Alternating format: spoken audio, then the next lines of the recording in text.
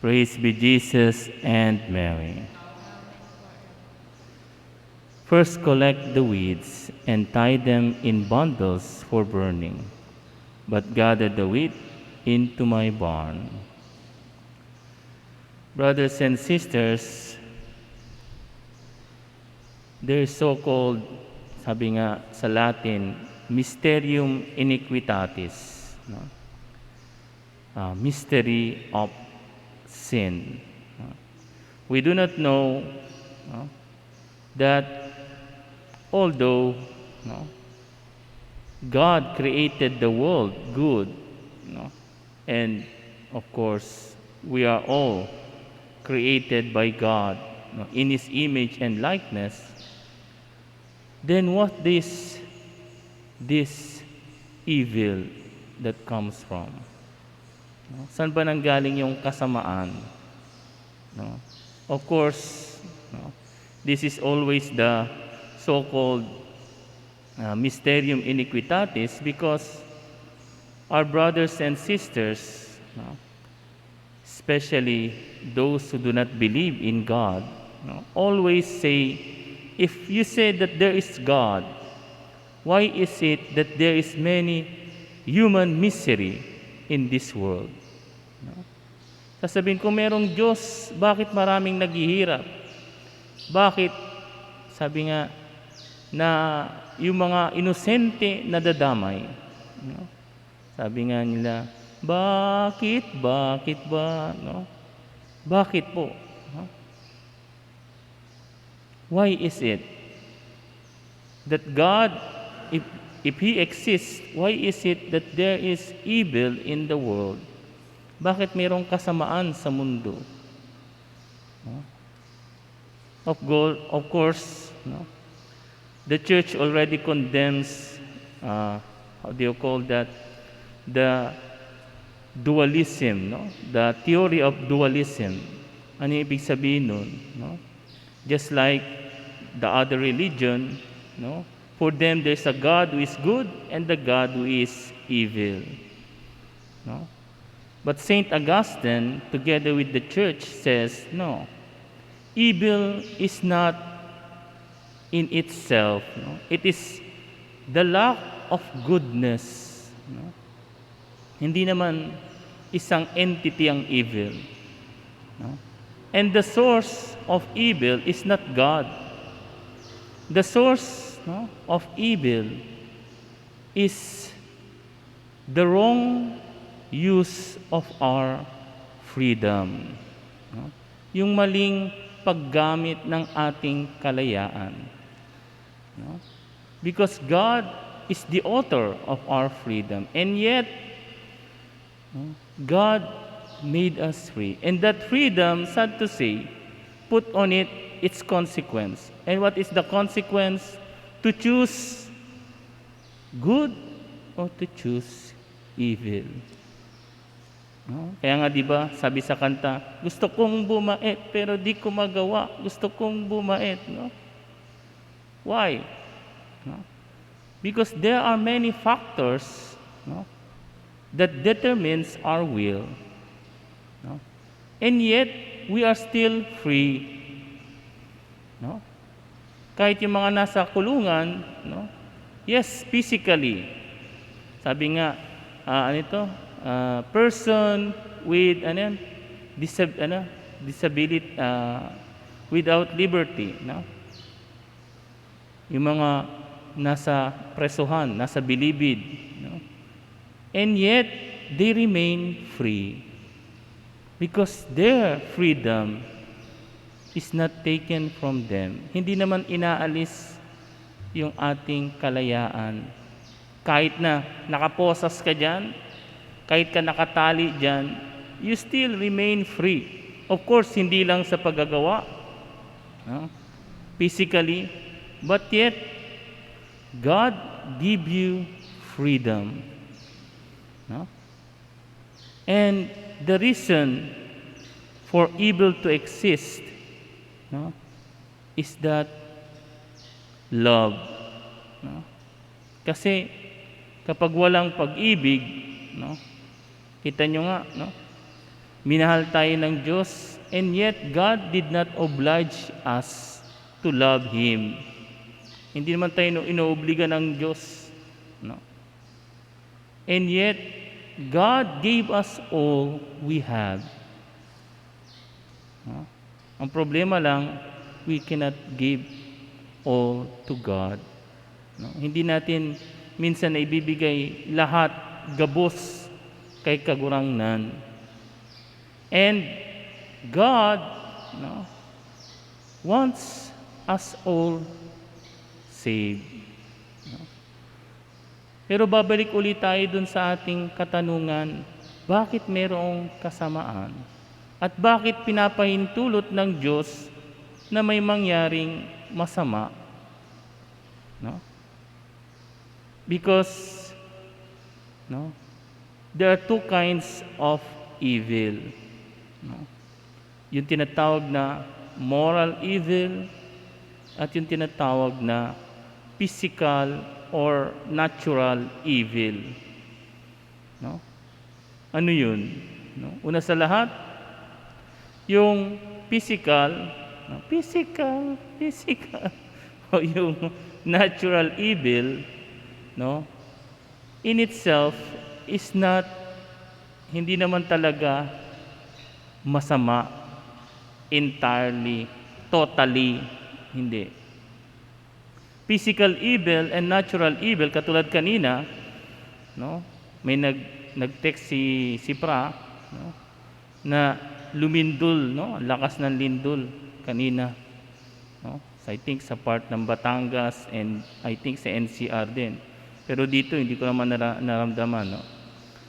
So yung natural evil like that, lindol, no? Hindi naman talaga no? Of course, it is something to be preoccupied, but we should, no? Sometimes we are reminded by God, no, that we should pray. No? It will help us, no? It will help us to remember ourselves. Lord, salamat at lumindol pero walang nangyari sa amin. Buti na lang hindi matagal. Thank you, Lord. No? See? And even physical evil, no? Yung mga nagkasakit, no? Nagka-COVID, no? Alam niyo yung iba, sabi nga nila, no? Parang blessing din in disguise na nagka-COVID sila. Bakit? No? Sabi nung iba, no? Because they have time to pray, no? Time to read the gospel, no? See? So yung mga physical evil, natural evil, they are not really evil totally in itself. No? Sometimes they can be instrument for us. No? Ang pinakamasama, no, at pinakadelikado ay yung tinatawag na moral evil. At yun ang walang iba kundi, sabi nga sa Bicol, kasalan. No? Kasalanan, sin. Because sin is the greatest evil of all. No? Sin, no, is the reason why Christ died on the cross. No? Kaya nga, no, wag nating minsan babaliwalain, no, yung kasalanan, no? Even those small sin, no, are, if you love God, no, they are really, sabi nga ni, I think, Saint Catherine of Siena, no, na iba kahit yung mga maliliit na kasalan, no, masakit sa puso ng mga nagmamahal sa Diyos. No? If we really love God, no, we really try our best. Of course, wala naman sa ating perfect, no? But at least we try our best not to offend Him, not to offend Jesus. No? And time will come, God will reward us. Remember, God is patient with us. Kaya nga sabi niya dito, no? Huwag niyo munang bubunutin yung mga masama, hintayin natin. No? There was a beautiful song, parang hindi nga masyado nakakanta dito. No? The song, In His time,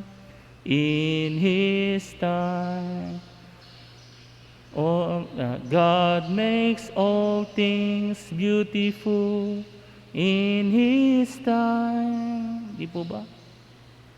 God is patient. God can wait. Tayo, no? Tayo minsan, no? Na late lang o na ano, no? Na kagad tayo, no? Madali tayong ma-impatient. But God is a patient God, no? Alam nyo, sa totoo lang, kung hindi mapagpasensya ang Diyos, ikaw at ako, wala na tayo dito. We are not here. No? Baka pinisak na tayo ni God, but because God is very patient with us. No? Minsan, no? Hinihintay pa ni Lord na mag 60 years old ka. No? Yung iba, hinintay pa ni Lord na mag 75 years old, mag 80 years old, bago ma-convert, bago mag-serve sa simbahan, no? Bago maalala na, ay Lord, salamat, nandiyan ka pala. No? Kita nyo? God is very patient with us. No? Pero tayo, how sometimes we lack patience towards others. Gusto natin madalian. No? Gusto natin automatic. No? Sasabihin natin, Lord, ang tagal-tagal ko na nagdadasal dun sa anak ko, dun sa asawa ko, dun sa kapatid ko, to my brothers, to my sisters, to my friend, bakit hindi pa rin nagbabago? But, sabi nga sa Bicol, matigas pa rin ang payo. No? Tigas pa rin yung ulo. But God is not like that. No? Katulad nung isang babae na naghanap ng jowa, ng girlfriend, no? Ng boyfriend, boyfriend. No? Sabi niya, Lord, I pray you gave me tall, dark, and handsome. So he prayed. No? After 1 year, no? Sabi niya, Lord, kahit dark and handsome na lang. No? Then he prayed. No? Wala pa rin dumating after 5 years. No? So sabi niya, Lord, kahit handsome na lang, kahit hindi dark. No? Nag-pray uli siya. No? Wala pa rin dumating. No? So sabi niya sa bandang huli, Lord, kahit ano na lang. Matanda na ako, Lord. No? So kita niyo, no? We are impatient. No? We become, and many, sad to say, yung mga kabataan ngayon, hindi naman lahat, no? But one problem with the teenager today is lack of patience, no? Dahil siguro sa gadget, sa social media, lahat gusto minamadali, no? Minamadali yung pagrelasyon, no? Minamadali yung pag-aasawa, minamadali, no? Because we forgot to be patient, no? And let us remember, no? When something or someone is done out of hurry, it does not go always well. Di ba sabi nga, may kasabihan, ang bunga na pilit sa hinog hindi masarap. Tama ba? No? So yung mga bagay na minamadali, no? Yung bagay na madalian, hindi maganda ang kinalalabasan. So my brothers and sisters, let us ask our Blessed Mother, Saint Shalber Maclof, to help us, no?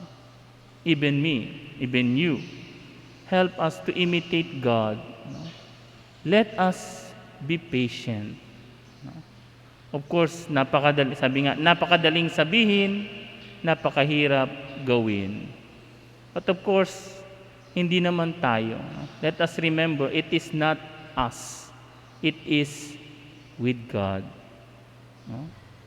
Kaya nga importante yung pangangadji, no? Pagkukumunyon, pagkukumpisal, no? Because we cannot do it alone.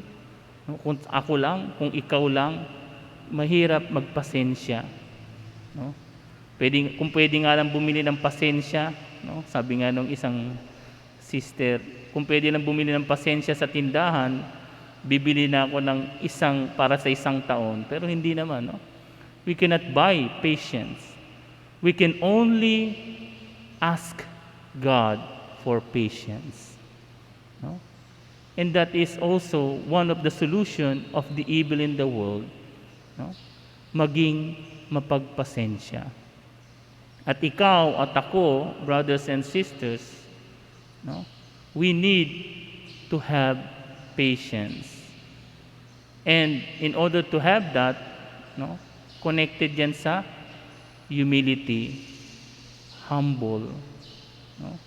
So if we forget to be patient, it means that we forget also to be humble. No?